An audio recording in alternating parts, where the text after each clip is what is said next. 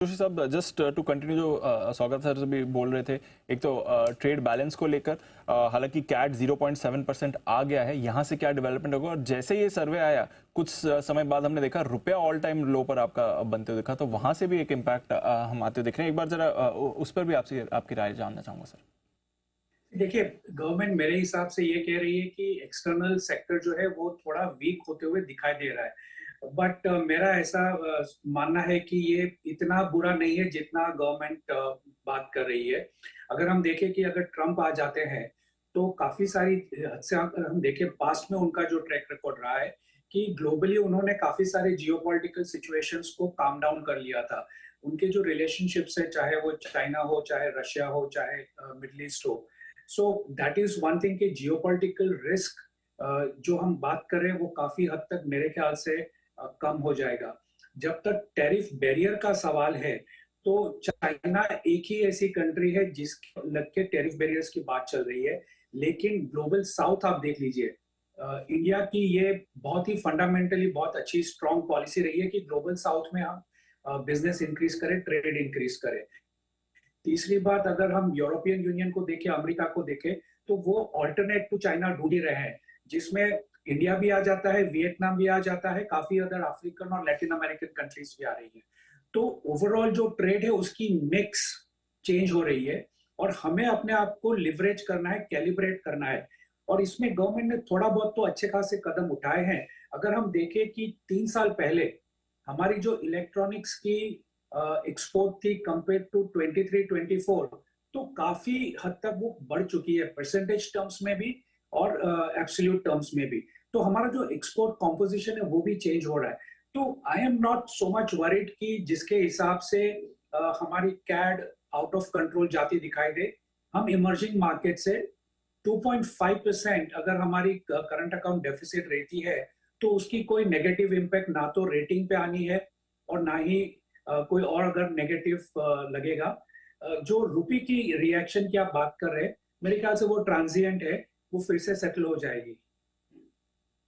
Okay, बगा साहब, एक इंटरेस्टिंग बात इसमें लेकर, एक तो चाइना को लेकर काफ़ी इंटरेस्टिंग अप्रोच लेकर आ रहे हैं और चाइना थ्रेट की हम बात कर रहे हैं।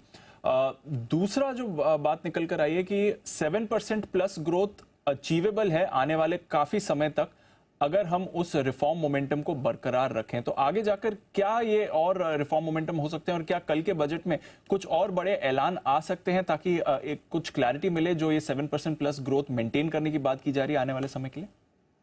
जी दीप, देखिए, इकोनॉमिक सर्वे क्या है वो थोड़ा यूटोपियन रहता है कि इकोनॉमिस्ट को अगर फ्री हैंड दिया जाए तो क्या किया जा सकता था पॉलिसी के तौर पे। इसको आपको बिटवीन द लाइंस पढ़ना है। तो 6 बड़े मुद्दे जो पॉलिसी प्रायोरिटीज इन्होंने मिडल ऑफ द सर्वे में डाले, आई थिंक वो ज्यादा अहमियत रखते हैं। नंबर्स तो ज्यादातर लोगों को पता थे, बहुत सोबर और बैलेंस्ड एक इकोनॉमिक सर्वे है, बट 500 पृष्ठों से ज्यादा है।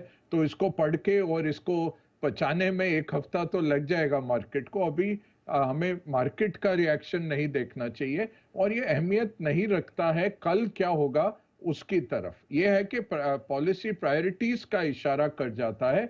उसमें क्या बोल रहा है, प्राइवेट इन्वेस्टमेंट की बात कर रहे हैं, एमएसएमई के फोकस की, एग्रीकल्चर। एग्रीकल्चर बहुत जबरदस्त जरूरत है, जो अतुल जी भी बोल रहे थे।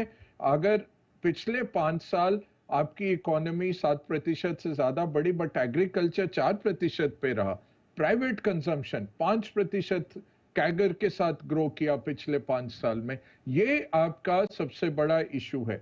दूसरा इशू जो वो कह रहे हैं कि 1 आउट ऑफ 2 कॉलेज के जो ग्रेजुएट हैं, जी इंजीनियर हैं, जी जी जी बगासम जी।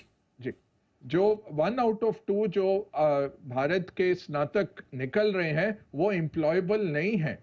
तो एम्प्लॉयमेंट एजुकेशन गैप आपको ब्रिज करना है स्किल इंडिया के थ्रू, वो बहुत अहम रहता है। और वो सबको पता है कि ये जो आईटी कंपनियां भी हैं वो 6-6 महीने लगाती हैं लोगों को ट्रेन करने में, तब जाके वो कुछ कर पाते हैं। तो हमारा ये अब न्यू एजुकेशन पॉलिसी का फर्क होते हुए बहुत टाइम लगेगा, अभी 3-4 साल हो जाएगा।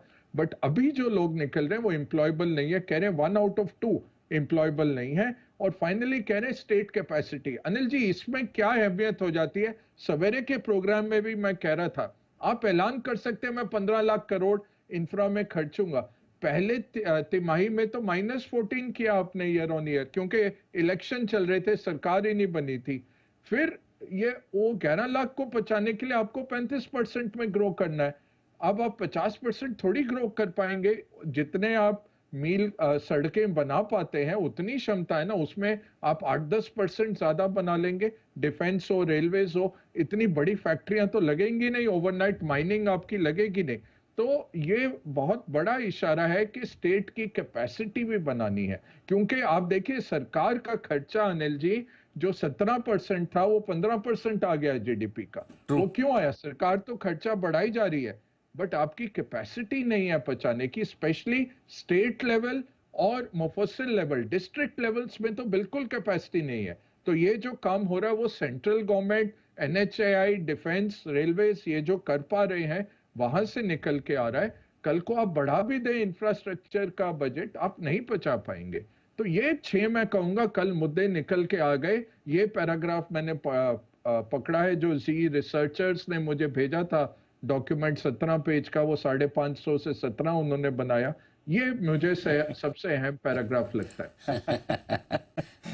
550 से 17 बनाने में काफी मेहनत और मशक्कत भी लगी सर, बिल्कुल इसमें कोई डाउट जी नहीं। जी, नहीं वही तो अनिल जी, नहीं तो हम नहीं बोल पाते। ये बहुत ये पेचीदा होता है डॉक्यूमेंट, इन्होंने महीनों लगाए हैं बनाने में। ऐसे ओवरनाइट तो आई मीन 1 घंटे के अंदर कैसे बोले? ट्रू, सही बात है।